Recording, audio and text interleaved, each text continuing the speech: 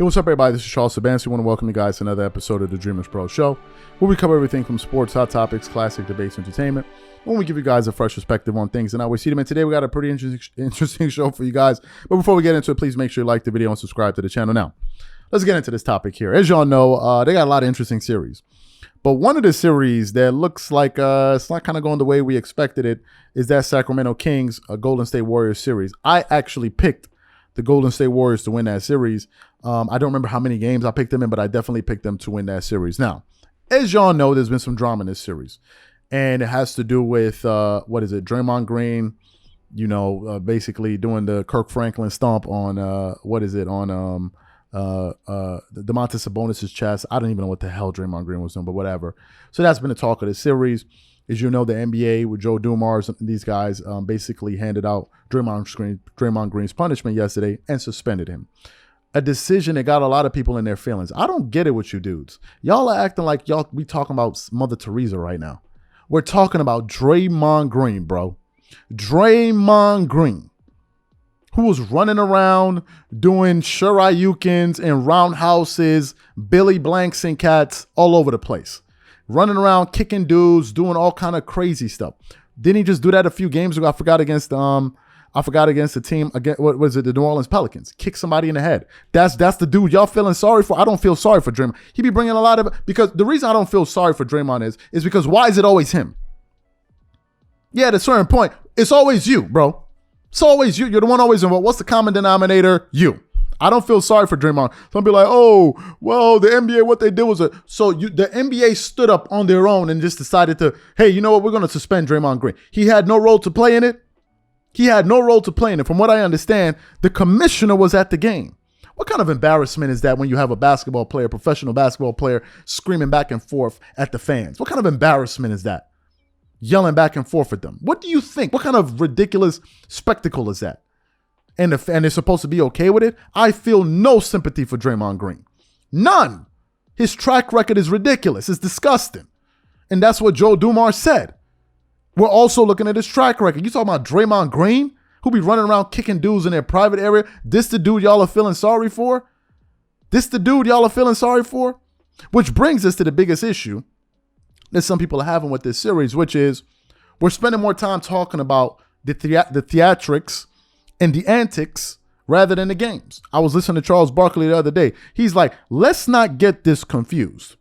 The Sacramento Kings are beating the Golden State Warriors. Period. End of story. Now, this morning I was doing some research and I came across an article here highlighting for Fadeaway World, highlighting a clip of basically JJ Redick of ESPN lamenting some of the officiating issues that he's noticed in this series between the Sacramento Kings and of course, the Golden State Warriors. And while he was making his point, after I listened to what he had to say, Kendrick Perkins actually saw what JJ Redick had to say, and he basically called him out on it. But before we get into that, this video is brought to you by sponsor Aura, who's also the official sponsor of the T-Wolves. Do you know what the fastest growing crime in America is today? It's identity theft. Imagine trying to log into your email only to see that your password has been changed. Then you start getting weird notifications from your bank and credit cards only to find out that all of your personal and sensitive information has been totally compromised. If you think it can happen to you and your family, just know that in 2020, over 49 million Americans were victims to identity theft, costing them a combined $56 billion. That is why we are excited to partner with Aura, who's a sponsor of this video. Aura is the #1 identity theft and financial fraud protection. Aura monitors the dark web and alerts you if any of your passwords and accounts have been breached. And funny enough, after using Aura, I discovered some of my credentials were floating around in the dark web, and the app showed me exactly when and where the breach happened. In addition, Aura allows you to set spending alerts and they'll notify you of any suspicious transactions. Aura is 4 times faster than any of its competitors in alerting you if someone is trying to open a credit card or obtain a loan using your name. And remember this, every 14 seconds, someone becomes a victim of identity fraud. Don't let it happen to you. Now click the link in the description and try Aura for free for 2 weeks and see if any of you or your family's personal information has been compromised. Start your free trial at aura.com/dreamerspro. And when you try Aura by using the link in the description below, also know that you're supporting this channel. Thank you. So what we want to do is play exactly what JJ Redick had to say, and then we're going to read what Kendrick Perkins had to say in response to JJ Redick's comments. So take a listen to what JJ Redick had to say here, and then we'll come back and react to that. They have allowed too much. I have no problem with physical play in the playoffs.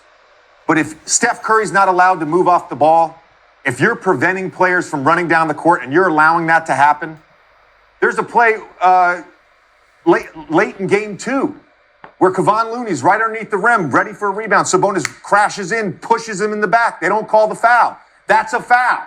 The referees have dictated too much in the Kings' favor in this series. I really believe that. And I don't know if it's the home crowd or whatever. I rarely complain about the referees. In fact, I don't even know if I've ever complained about the referees. I think they're great.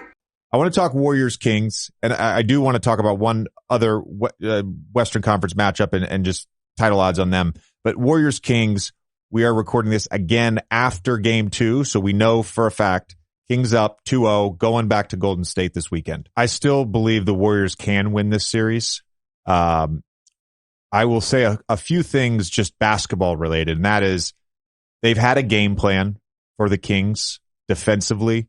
They've done a great job on the dribble handoff action. By and large, they've kept De'Aaron Fox out of the paint and turned him into a jump shooter. And you have these crazy splits with his jump shooting through the first 2 games. He's 4 for 20 on jump shots through 3 quarters, and he's 7 for 11 in the fourth quarter. Obviously, we know he's been a fantastic clutch time performer all season long. He's been great in the clutch. And so they win 2 clutch games at home. I'm not overreacting to that. The Warriors have issues with turnovers. The Warriors have issues with fouls. We all know that. I think when they get home, their 3-point shooting will normalize a little bit, just 32% through 2 games. The other thing that I don't think enough people are talking about is the impact that Draymond Green's ejection will have on the officiating. My observation is through 2 games, this was as physical of a series as I've seen this playoff season and in recent memory. The amount of stuff that they're allowing, both on and off the ball, it's not really regular season rules. And so because of the incident with Sabonis, which, by the way, was like the 4th time they had been tangled up in this series, because of the incident with Sabonis and Green, will the officiating be a little tighter? Will they start calling some of those holds for when Davion Mitchell and De'Aaron Fox are grabbing Steph Curry off the ball? So let me read what Kendrick Perkins had to say in response to that. He wrote, "The biggest bunch of BS I've heard all week. Real talk." So you heard what Kendrick Perkins had to say there. Now, here are my thoughts on what he's saying. JJ Redick was talking about the physicality of how the game is being played and how the officials are officiating the game. And, this reminds me of the Celtics versus Nets series just last year. If you guys remember, the Celtics had the number 1 rated defense last year. Going into round 1, many people thought that, well, Kevin Durant, if you know his history as a scorer, Kyrie Irving, you know his history as a scorer and a ball handler, that they were going to be able to make that series competitive. They got swept in 4 games. And while we were watching that series, what was most surprising was how Kevin Durant was shooting. I think KD shot below 40% for that series. And the reason that was because, number 1, the Boston Celtics had a hell of a defensive team. They had some fantastic defensive players, but the referees were allowing them to play physical basketball, physical defense. And therefore, these guys were not used to playing with the amount of freedom that they normally would and score at the rate that they normally were accustomed to.